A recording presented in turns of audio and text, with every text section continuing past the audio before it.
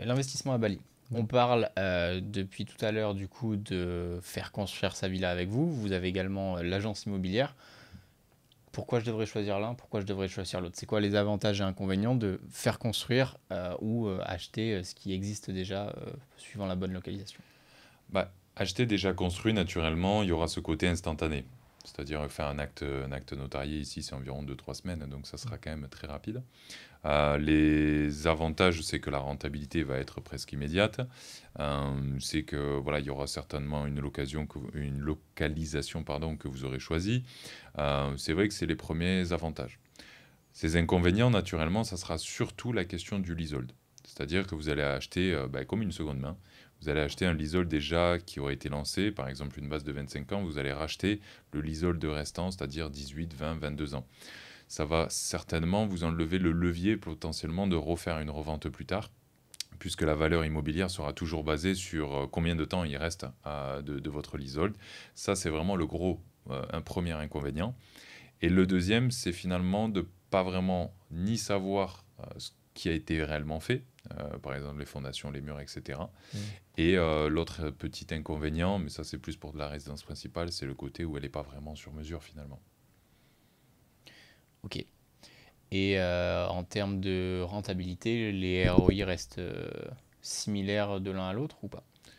Bah, à partir du moment où on prend une deux chambres, un secteur donné, etc., la rentabilité en soi restera grossièrement similaire.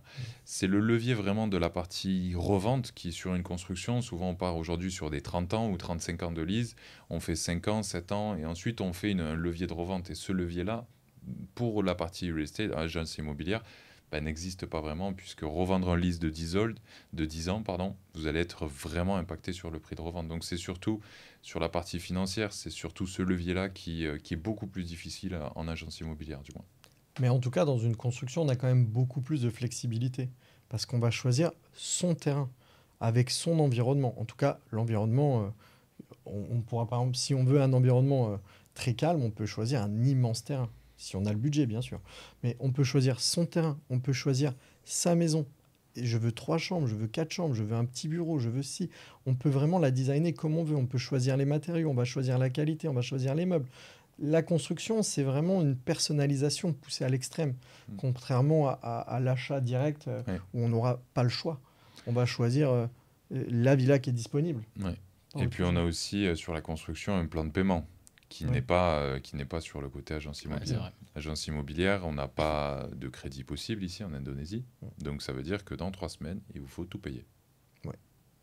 La construction, ça sera sur une bonne année. Ouais, Voilà. c'est voilà. Ok, on a un délai de construction, mais qui permet aussi d'étaler le Ouais, paiement l'un dans l'autre. Donc, C'est ça.